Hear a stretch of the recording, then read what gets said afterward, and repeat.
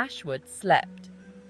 The town was wrapped in a serene stillness, as if the very air was holding its breath.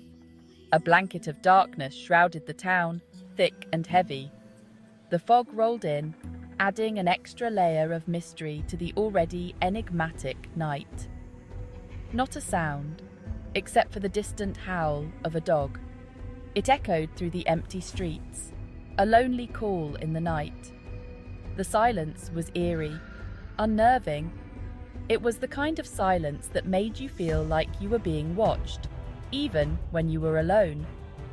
It was the kind of silence that seemed to hold its breath, waiting, watching. Every shadow seemed to hide a secret, every corner a mystery. Midnight in Ashwood was not a time for wandering souls. It was a time when the town's hidden stories came to life, whispering in the dark.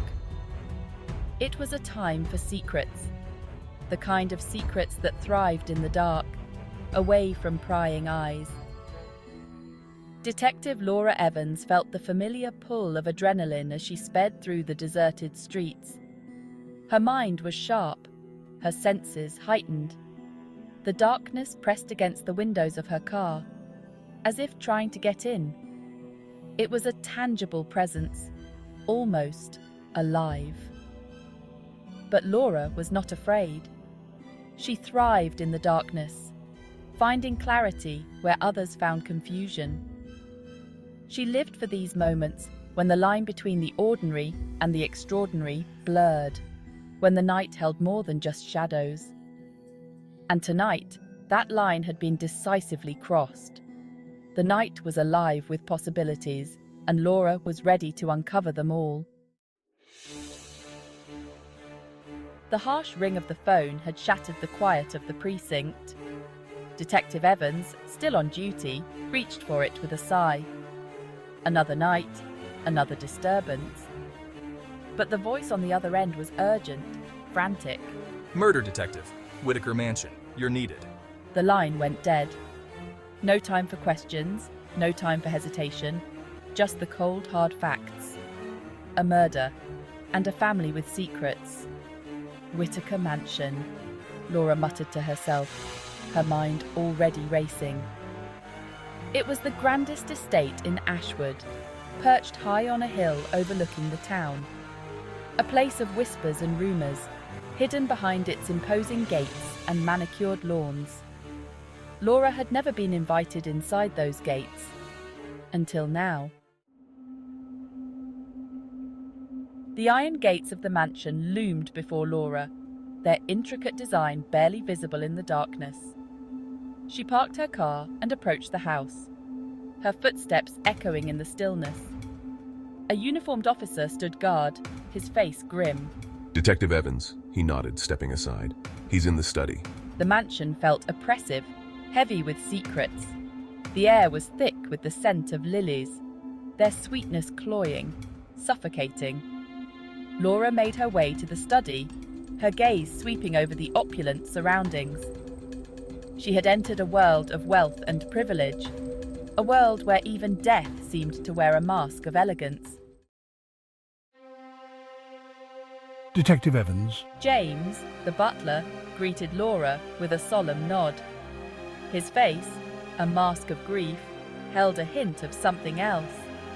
Fear? Or was it relief? He led her into the study, where a woman sat rigidly on a velvet chaise longue. Emily Whitaker. Her eyes red-rimmed, her face pale. She was the picture of grief. Or was it? Laura had learned not to trust appearances. Detective Evans, thank you for coming. She gestured towards a figure slumped over a mahogany desk, a single bullet wound marring his temple. Charles Whitaker, the master of the house, was dead. The study was in disarray, papers scattered across the floor, a chair overturned. It looked like a scene from a chaotic nightmare, where every detail screamed of a hurried search or a desperate struggle. The air was thick with the scent of old books and something else, something metallic. But something felt staged, too deliberate.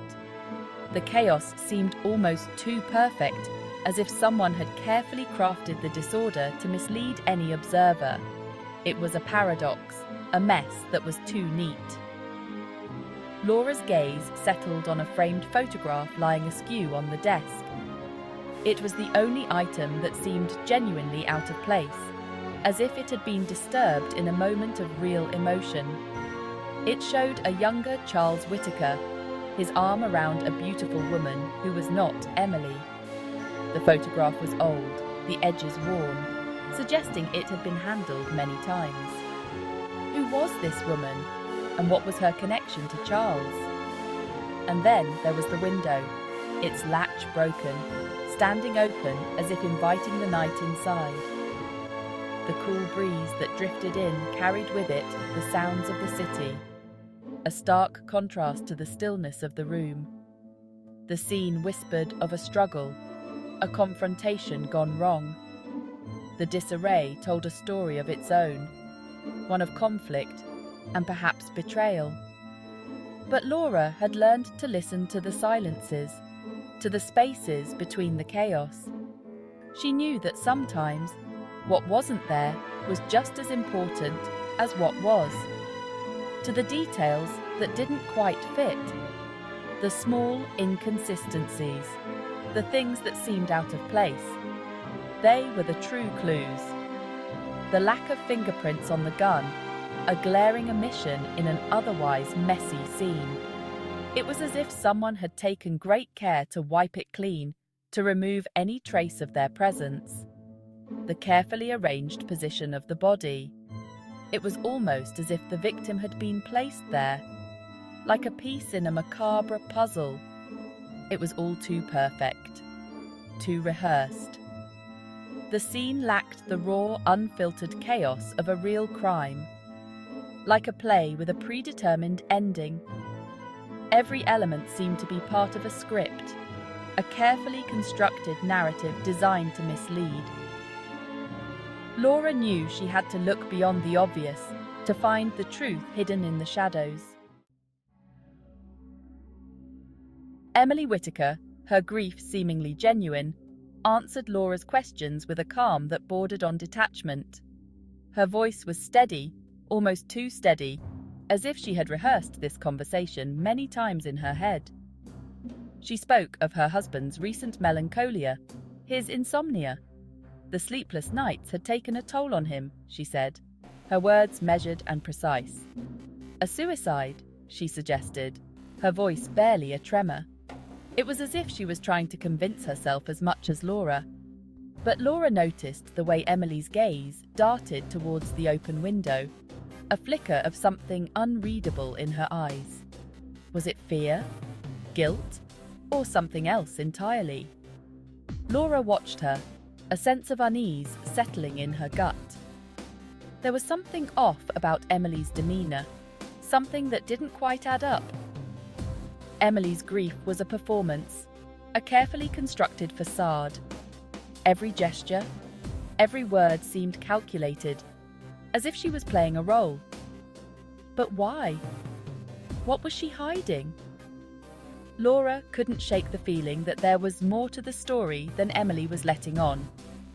And what secrets lurked beneath the surface of her composure? The more Laura observed, the more questions arose. My husband, he was so troubled lately, insomnia, you know? He couldn't sleep and it was driving him to the edge. I think he might have done something drastic. I tried to help him, but...